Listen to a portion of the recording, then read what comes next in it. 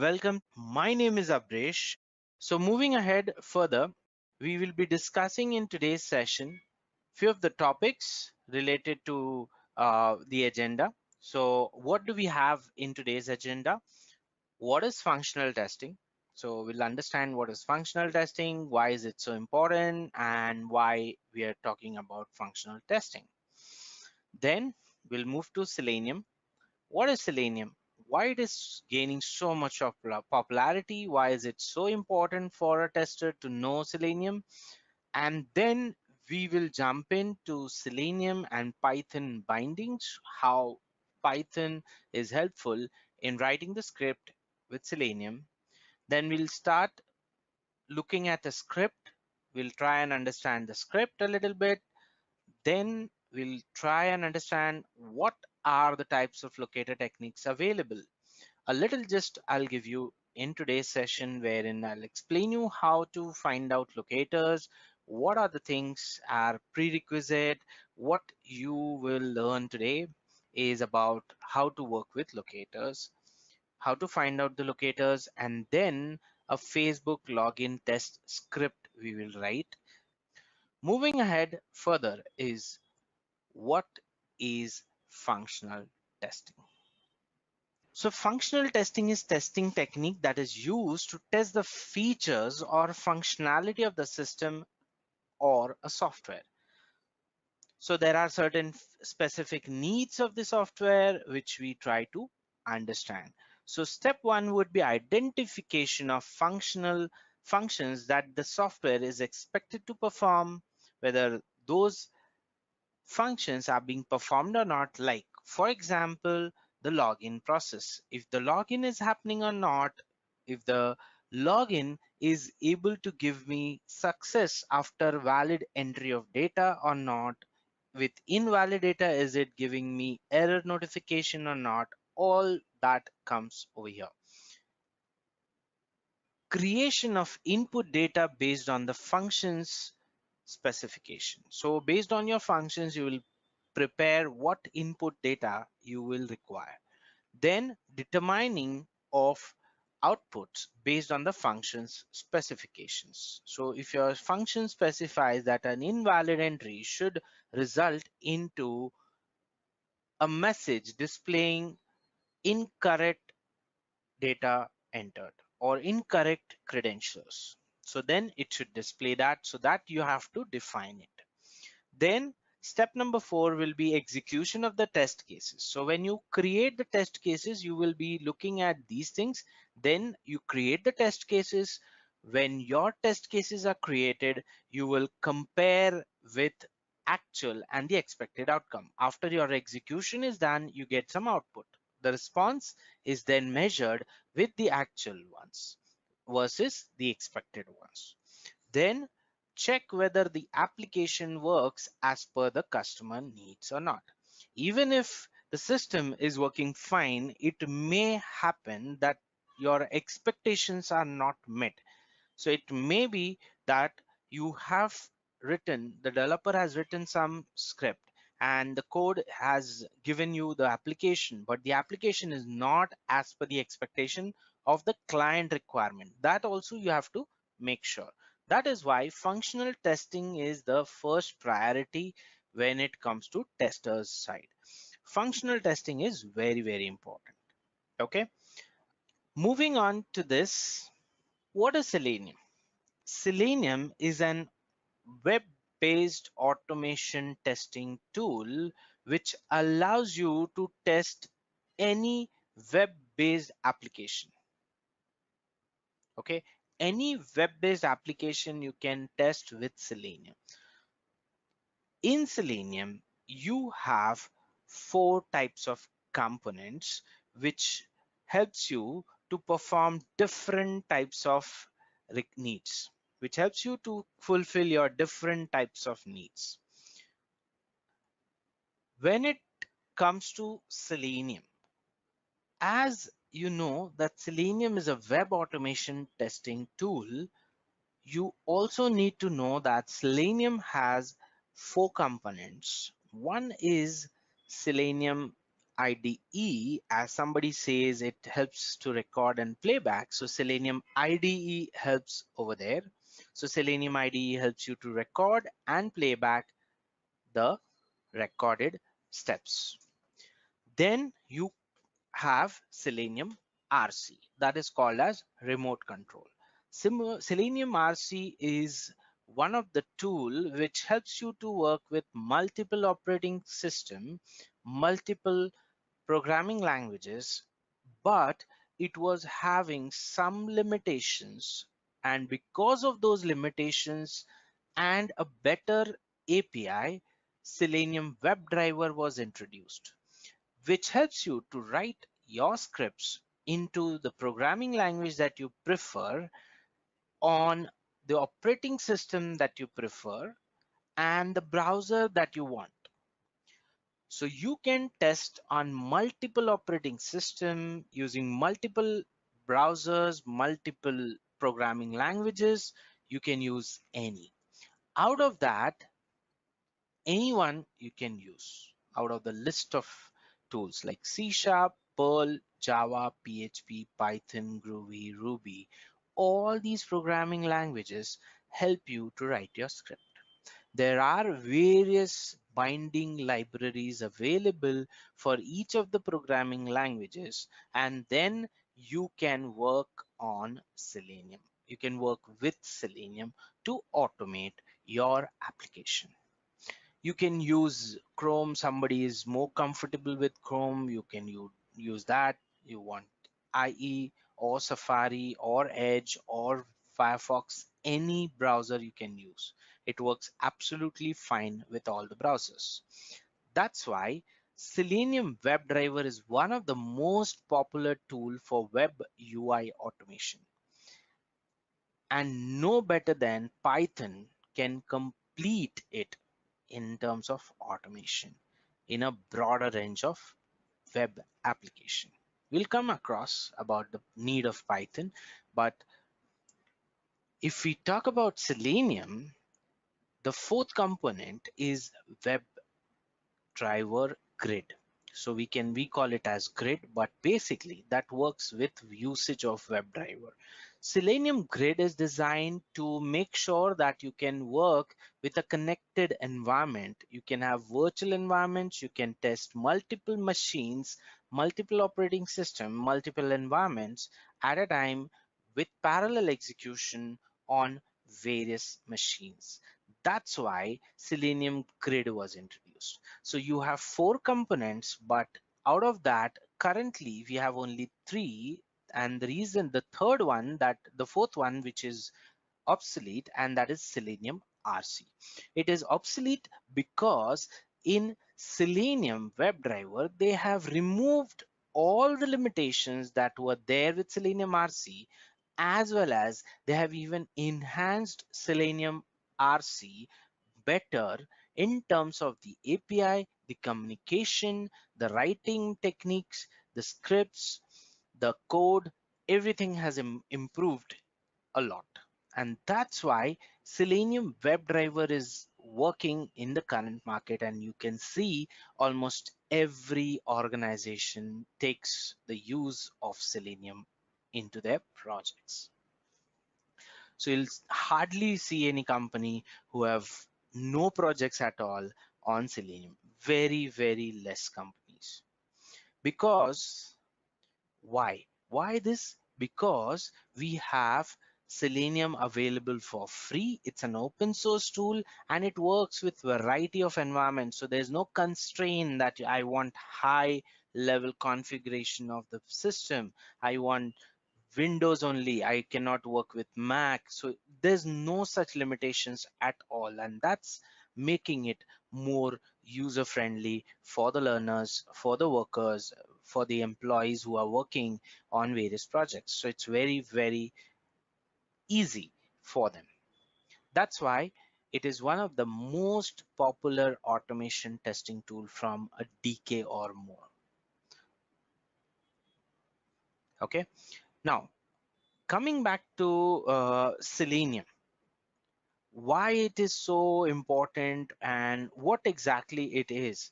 So let's understand a little more on the Selenium aspect also. Okay, since we are talking about Selenium with Python, let's first understand what is Selenium also. So when we talk about Selenium WebDriver, the best part about Selenium WebDriver is it has a simpler API, a simpler architecture of the way it communicates with the WebDriver bindings, and the way it communicates with your browser. It is much simpler to write the script and to automate your web-based application. Now you may have a thought process, which one is better, Selenium with Python or Selenium with Java? This is the question which generally people have in mind. So I'll say it is very tough to claim that Selenium with Java is bad or Python is good or bad. Reason is there are many commercial products available in the market which works with Java as a base language. Though it doesn't differ using Python to automate them, but it is more in demand. Java was there from years, and now it has gained so much of need that most of the applications are developed in Java, and it becomes more comfortable to work with Java in terms of, anyways, either it is automation with Selenium or development. That's the reason people are giving more importance to Java. But in the current market, due to the data science and AI ML industries growth, Python has gained a lot of popularity nowadays. Python is very easy language. It's very easy to write. You have very less coding to do. The script are very easy to do. That's why it is gaining so much of popularity. And if you see, most of the well-known products that are available in the market are nowadays going towards Python only. So if you talk about YouTube, Insta, and many more, all are developed in Python. That's why Python is also gaining more popularity. It's second best product. But if we talk about automation, most of the companies are still going with Selenium in Java, and Python is also considered nowadays. Now the question arises, what about Python? How does it work with Python, and how good it is to work with Python? So first of all, I would like to answer why Python, or what is Python. So Python is a high-level object-oriented scripting language. It is defined as a user-friendly manner, into a very user-friendly manner. You can see it's so simple that it looks like you're writing English or English words only. So very easy to interpret, very less syntax that you use, very easy to work around, and it gives you good amount of control on your application. That's why it's gaining so much of popularity. Plus, it is also because of its ease, people are preferring to use it more, and many technological experts say that Python is much faster to develop. The application is also faster to develop. So that's also one positive point. Now, when it comes to what is Selenium, we have seen that. Why should we choose Python over Java and Selenium? That I gave you a little idea, but I would like to put some points into that. So Java program tends to run slower compared to Python programs. That is one reason why we do not, why we can say Python is better. Where we can say Python is better because it is much faster. Java uses traditional braces to start and end block, while Python doesn't have that. It directly uses the indentations. And when it comes to Java, it employs static typing, while Python is dynamically typed. So that is another third point, and we can see fourth point to be it's simpler. Python is very simpler, more compact as compared to Java. You have to write a lot of things. You have to be very specific. Even small things does make a lot of difference.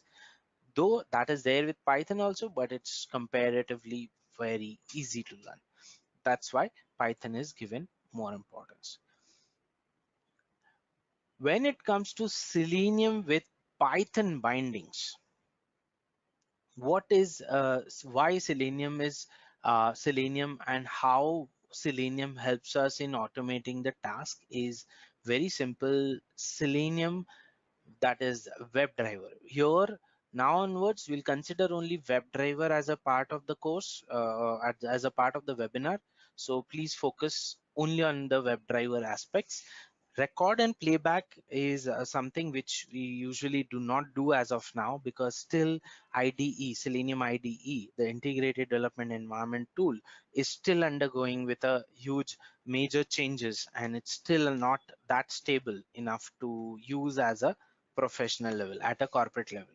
So it's still not considered to be a good tool to use at a corporate level. Selenium Python binding provides a simple API to write functional testing using Selenium WebDriver. Now, when we talk about WebDriver, how does the architecture look like? The architecture is very simple. You have Selenium WebDriver API bindings. These are the binding libraries which are created, and with the help of them, you will connect to your Selenium server, and with the help of your server and your WebDriver, sorry, the driver binding libraries of each browser, you allow the Selenium script to run on the various browsers as you expected. So as per your script, it will perform the operation on the browser. Okay, so Python helps you to write the script. That's where it is used. Selenium helps you to access the web browser and perform some actions. Those are predefined into the Selenium API. Okay, so you can see over here some details. You can see this is a kind of script that you can see over here. Now, if we talk about the script, I will explain you each and every aspect of it so that you can get a little idea about how do we write, what all things are mentioned over here on the screen are for what reason. Okay, so if we look at this, okay, so these are the imports which helps us to import the WebDriver and the import the keys that we have from the API. So this gives you an access to your classes, to your actions, to all your classes that are prepared and that are added into your API. So those classes you can access through this. Then you have driver is equals to webdriver.firefox, and executable underscore path is equals to the path of your project. So see, what happens is when we have to create a WebDriver, we have to call the WebDriver and open up a browser. So we declare a variable driver. Driver is a variable over here. WebDriver.firefox helps us to say that, hey WebDriver, I'm interested in running a browser which is Firefox browser, and please execute it, please start it. So you also have to tell the browser, tell the system that my browser exe is placed over here. That is basically your driver exe. So if you want to look at that,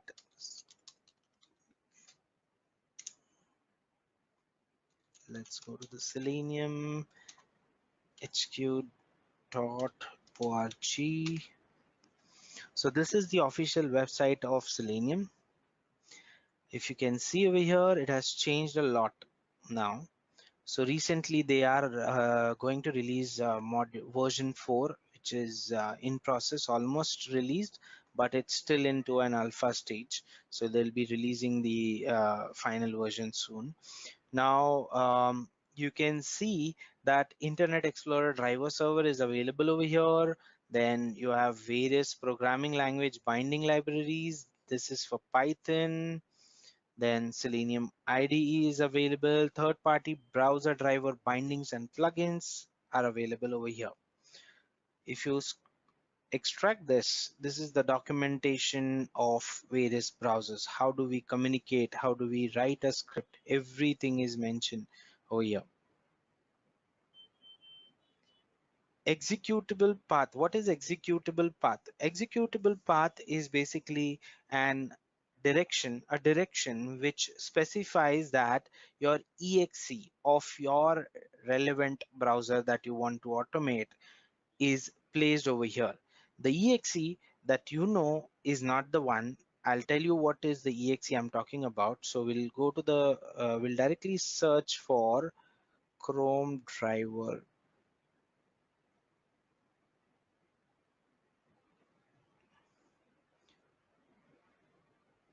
Okay, so this is the place from where you can download your browser drivers.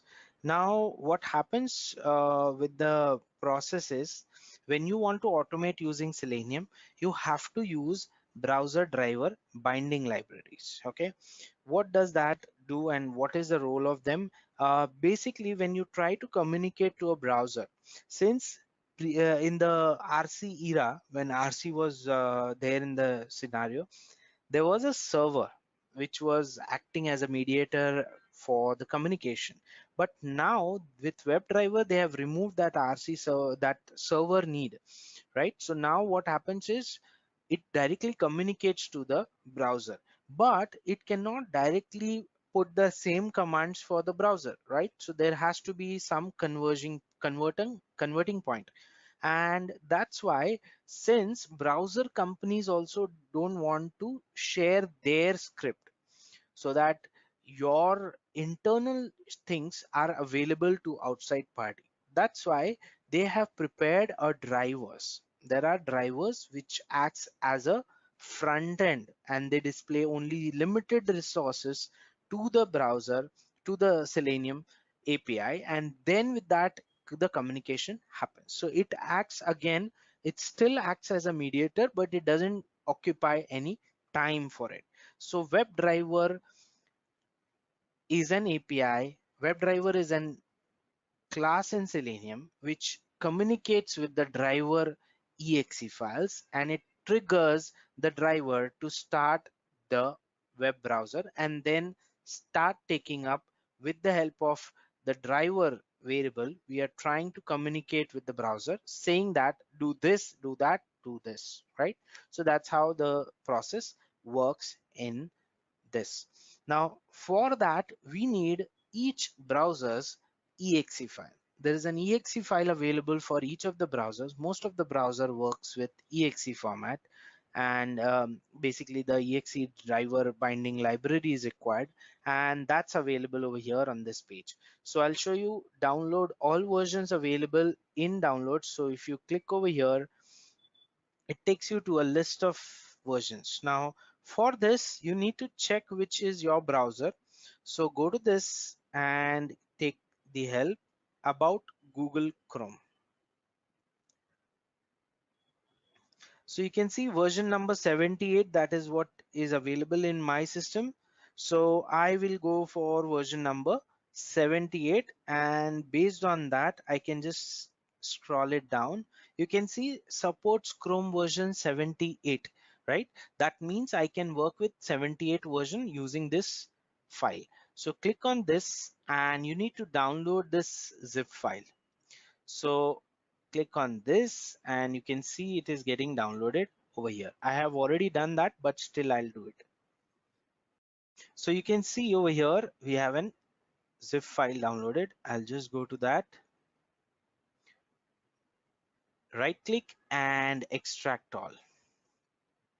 What do we get inside this is the exe file. You can see chrome driver.exe file. This is very crucial for us to run the script. Okay, when you want to run a browser, you need this driver.exe, and that is the driver.exe path available over here also. So what do we see over here is your driver exe path. Yeah, so you can see executable path means your exe path that you have to specify over here. Okay, so this will help you to open up the browser. This command helps you to open up your browser and refer that browser further going as a driver. So that's the name given to that browser for time being. Driver.get. This is helpful in opening up a URL. So this command helps you to open up a URL. And remember, when you talk about opening a URL, it has to be https:// or http:// you cannot directly mention www.python.org or www.facebook.org. It is very crucial. It will fail to perform. Apart from that, you can see the next line is it is validating whether the title of the page is Python or not. If it is not, it will throw error as true or false. Assert Python in driver.title. Driver.title command helps you to get the title of that page. Now, what is the title of the page? Which is the title that is considered? Now, if you look at,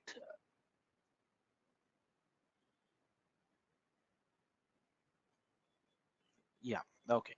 So you can see over here, the title of the page is download hyphen Chrome driver hyphen WebDriver for Chrome. This is the complete title of the page. So remember, title also is important. One of the most important thing is title. When we talk about the pages, we also consider title as an important aspect. So never take it lightly. It is also important. Then driver.get title helps you to get the title and assert Python in. This helps you to validate. Okay, so you're basically validating whether the title Python is matching with the actual title of the page. Then element is equals to driver.find element by name. So by name Q. What is this? Basically a locator technique. So we'll come to locator technique separately. I'll explain you each and every aspect of the locator technique in the ongoing session. ELEM is the ELEM dot clear. So basically what we are doing is we are defining a name to this particular element. This element means any element we are talking about, we are first trying to give a name to it, and then we are saying that clear the field, and then we ask them to type on the field. So it's a text box which we are defining, saying first look at this text box. First make sure that it is clear by dot clear command, and then you type in using the send underscore keys and the alphabets that you want to type. So ELEM line number 14, that is ELEM dot send keys pycon, right? So that's what we are trying to search into the Google search. Then comes the assert again. Now it says no result found. PyCon is no result found, not a driver dot get driver dot page underscore source. So basically it is again doing the assert, but this time it is trying to assert with the help of page source. Then driver dot quit is helping you to quit the browser driver. So basically the exe file that you have executed, it is getting, you are quitting that exe. Okay, so if you look at this particular script again, what are the things that we are not aware of? Yes, we can use Chrome browser, we can use Firefox. The only part changes is this. See, the script remains the same. Where it would be changing, it would be changing on the browser part. So WebDriver.Chrome, WebDriver.Edge, WebDriver.IE. So it depends on which browser you are trying to communicate with. You will mention that browser data over here. That's it. You do not do a lot of things. If you're changing the URL, you just make the changes over here. See, the script will be similar only. If you're validating a particular application, it would be similar only, right? Then you might have noticed that we were left with this part. What exactly is this element by name and stuff? What all other things we have? So let's understand that first. Okay, so if we talk about what are the types of locator techniques available, so for that I will quickly jump into an incognito window so that I can show you Facebook application. Let's take Facebook only, and I will click on create an account.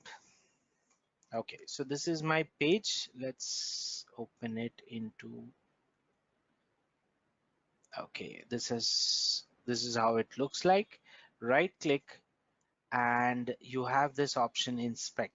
See, whatever you want to automate, you need to have an identity of that element. Now any page that you see or any web page have n number of elements. How will you differentiate? How will you inform the browser that you want to communicate on this element? So you have to find a unique characteristics of it. Now every element will have one or more than one unique identity. You have to find out using locator techniques what is the identity that is unique and how do I communicate with the element. Your aim is to communicate. Now to communicate you need to have a right idea about the types of locator techniques. So in locator techniques you have ID, name, you have class name, link text, partial link text, you have XPath, you have customize XPath, that is various types of XPath you have. You can do customization in XPath. You have CSS and you have tag names. So these are the 9 techniques of locator technique, 9 locator techniques that is available for you. Out of that, we'll see a little bit of few of them. So first thing, how do I get the data, the attributes of these elements? So let's say, for example, first name is my element on which I want to type. So I am going to right click on this. I'm going to say inspect, and here we go. So you can see you have a visual idea about what is the data behind this element. So this element consists of a tag called as input. So every div element, every element in a web page has a tag name. With the help of tag name, it also consists of multiple of attributes and its value. So type is an attribute and value. Text is a value of that attribute. Similarly, class is an attribute, data type, name, value area required, placeholder area label, all these are attributes, ID. So out of that, we have few locator techniques which are directly available. Few of them are customizable. Okay. So first locator technique that we'll talk about is the ID locator technique. And ID locator technique, you can see ID as an attribute also. So here the connectivity is with the help of ID attribute, directly connecting ID locator technique. So you can directly use this value. So this value gives you access to find out which is the element. Now if I go and search this, see, this is going to help me find out this element, correct? So this is the element which I am getting.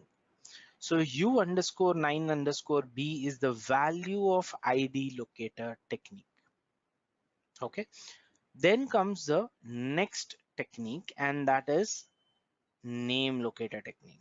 Name locator technique is also a simpler way to communicate with the element. Name and ID, if they are available, we generally prefer using them.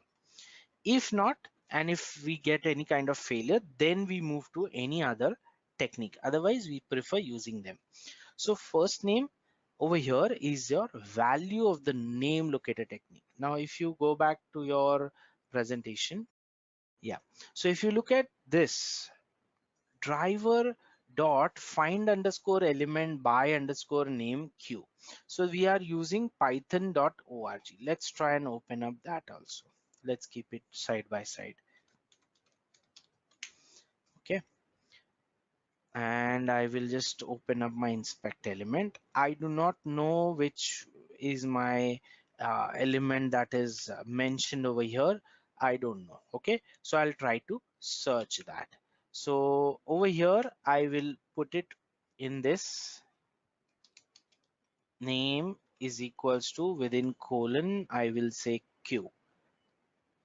Is it matching with anything? No. Then what is the use of this name as element by name as q? Okay, so there has to be a q element. Let's try and find out. It should be found easily, but usually this search doesn't give you results sometimes. See, it is there. I was aware that it is there, but just wanted to show you some failure aspect also. So name is equals to q is available with us, right? So you can see name is equals to q. That means we are talking about this element, correct? So over here we are talking about this element. We are first saying clear the field, so it will erase it if there is anything written or not written. It will still make it sure that it is blank. Then send underscore keys is helping us to type into that. Okay, now you got an idea about name and ID locator technique, correct? So this is the ID locator value of that particular element. Similarly, we'll see this part. Now, since we have seen ID and name locator technique, now what are the other locator techniques we can work with? So not every time every locator technique will help us to work on every element. Okay, it is for sure not everything is possible at the same point of time. So sometimes your elements may not work that well in every aspect. So let's use a little bit of my equipments and let's draw a little bit and see how do we what all points we have in here.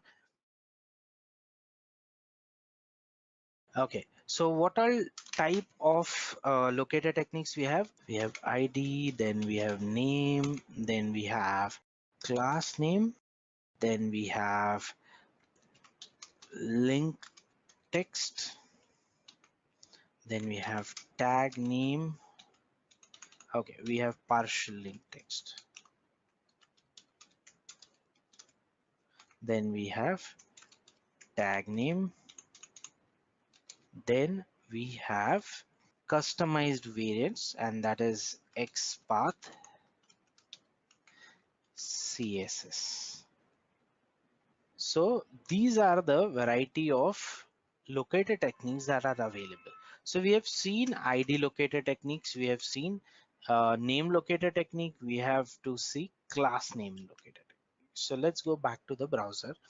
Now, if you can see over here, there is a attribute named as class. You can see class. Now, usually class name is not a preferred variant. The reason is many a times developer have a habit of using the same class name for multiple elements. Now it's not always unique. Now here also the same is the scenario. If I paste this, it says 6 matches. That means you have 6 of these elements which comes from the same class. Now if 6 elements are coming from the same class, how will the system be able to recognize it? So system does a simple strategy. It types into or it performs the action on the first element which is found to be matching. So out of 6, if you're trying to type into fifth one, you cannot use class name method because it will not allow you to type into the fifth one. It will allow you to type in into first one. Okay, so that's the problem with class name. Then comes the other locator technique, that is link text. Now when we say link text, it has to be to a link based element. Now if I look at this, you can see a link is there. So let me inspect this. Now, if you see forgotten account, you can see at the back of it, there is a tag called as anchor tag A. Then you have href as a attribute name. Then the value of the attribute is http://www.facebook.com recovery initiate and stuff xyz, right? So this is the basic link of that page which takes you to the forgotten account page. To display a link, we use link based textual data. So the textual data that you see on the page is forgotten account and the question mark. This is also important. In link text, we use the whole of this data. The complete data is used in link text. So when we mention the link text, the entry would be this way. Okay, forgotten account. When we talk about partial link text, we can say this. We can say forgot, we can say forgotten. Anyways, you can use any part of it, or you can even use the middle part of it or central anywhere. You can say ACC, you can say TEN space ACC. Even this would be able to allow you to reach to that element. So partial link text is used when some part of the partial part of that element, the textual part, when it comes to textual part, the partial part of the element is changing dynamically with the change of element or change of the page refresh based on various conditions. So if there is any kind of deviation, frequent deviation, then you will use partial link text. Otherwise, we prefer using link text. So when we get failure with link text, then we go for partial link text. You got it? So link text is used for link based elements. Now moving on to that further, we have another kind of locator technique, and that is tag name. Now you might have seen this A tag, right? We can find out how many elements are belonging to A tag. See, 47 of the elements belongs to A tag on this page. So this is giving you an identity that okay, there is a tag name. This is useful when there is a list of element and we have to print all the list and get a data out into a console output or result part. So if you want to find out, list out all the countries list available on the drop down, so then in that case you will use this tag name process. Another position where we can use tag name is if you have a variety of needs or variety of options available in that. Look for out of those options, look for one single option which might be available at the center of it. So you can just draw one by one, select, verify, yes, no, and then move to that element. So that is where tag name comes into the picture. Another type of locator technique, and that is CSS. Now, if we talk about CSS, we have customized CSS, we have directly taken up CSS also. Somebody who is knowledgeable into HTML should, I consider person who is knowledgeable enough into HTML concepts would be easy for him to work on CSS. Maybe not that comfortability for a non person who does not have much knowledge on HTML concept. Okay, because CSS is cascading style sheet, so it works on the style of the document, the HTML document. So how do we copy that? So first you have to reach to that element, right click over here and you just say copy. Go to this copy selector.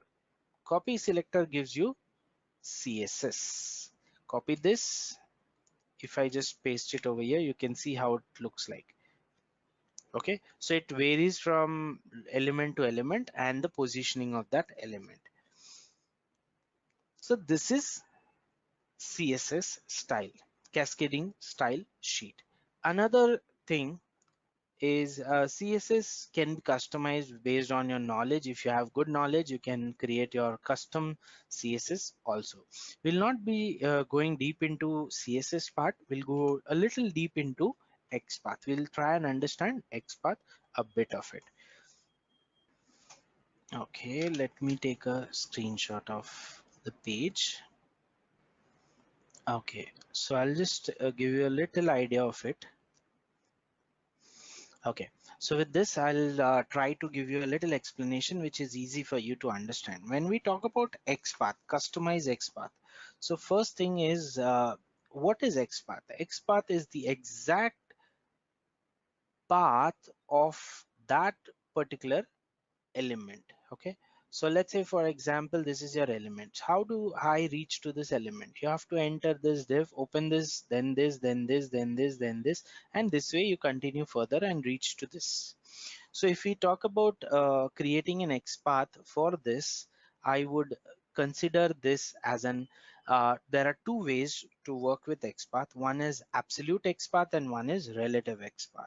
Absolute XPath is something wherein absolutely everything you mention, each and every aspect of it is mentioned, means it is more um, detailed variant of XPath, wherein each and every element or each and every tag is considered into the process, wherein if there is any small deviation in the element and its position, things fail. So absolute XPath is not a safe XPath technique. Absolute XPath is generally taken with small projects. If you have a large set of project or a project is very large, XPath, relative XPath is preferred because it directly correlates to that element. So if we talk about absolute XPath, this is how it will look like. So you will have div, div, div, div, div1, div. Now you'll say, what is one? When you see this and this being a part of this, so parent, this is the parent of these two children, right? So parent and children, when there are two children, we specify first child, second child. Okay, then div, this way it will keep on going, and the last you will receive is input. Then inside that you will have okay, at the rate name is equals to email, and this will get closed. So this is becoming your absolute, this is your actual absolute XPath. Now the problem is with this absolute XPath technique, if this child 1, okay, let's say this is, you have mentioned child 2, but there is another child has been introduced by the developer, and here instead of 2 there are total 3, and this element is still on the 2 only, then it will not change. But when this position of this element changes, so this div belongs to div 2, correct? So in div you have div 1, then you have div 2, then you have div 3. Now suppose it is this particular div is over here before, and then after the introduction of div 3, the developer has moved it to div 3 position, then the failure will happen. But if this is not happening, then it will not fail. Okay, so remember the change has to be relevant also. Now this is one of the technique of absolute XPath.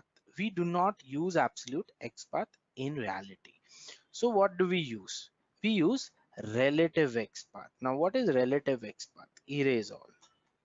Relative XPath directly finds the element anywhere on the page. So I can directly mention relative XPath to be // input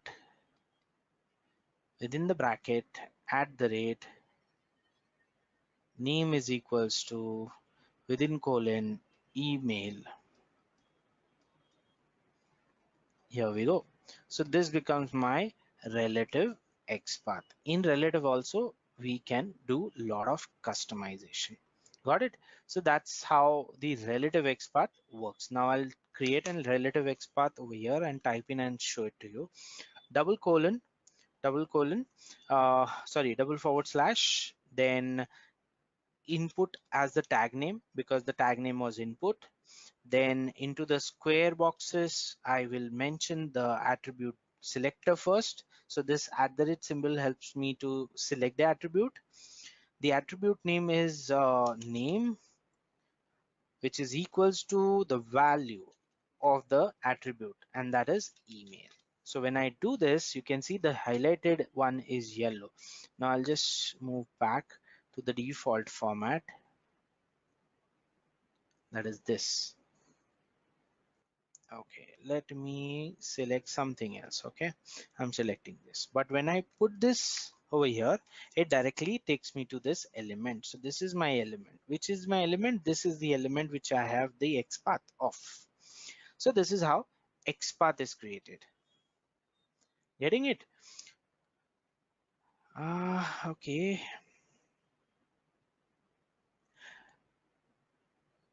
In relative XPath, we use the @ symbol. It is used in both. We do use it, Manisha. In relative XPath also we use it. In absolute XPath also we use it.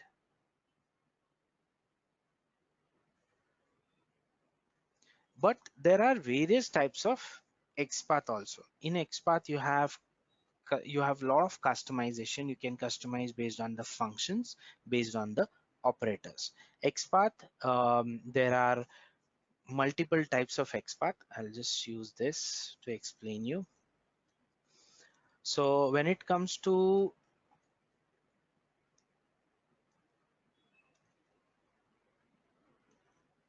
XPath, we have two types: absolute and relative. In relative XPath, we have two types. One is through functions and through operators. We can club them as well. So I'll just give you a little idea on this. So what type of functions we have? Contains, we have starts with,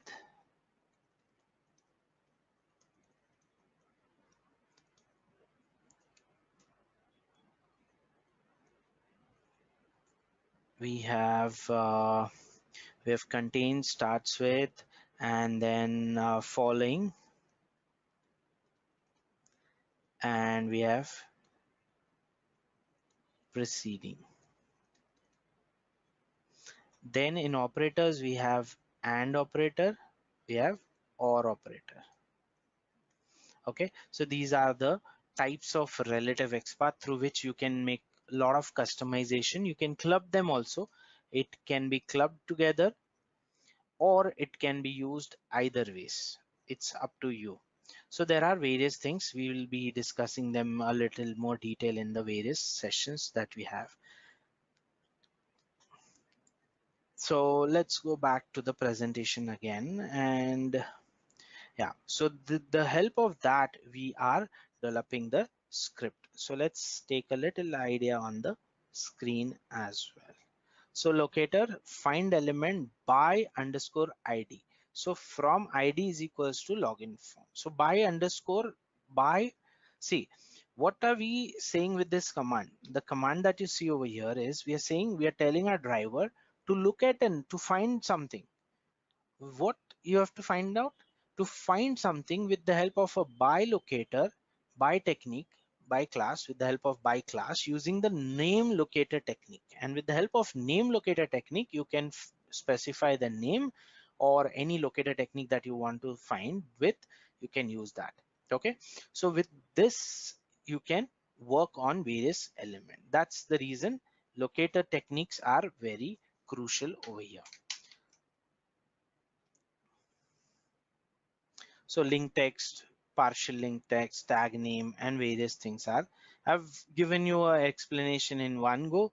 Here they have explained you everything separately. Got it?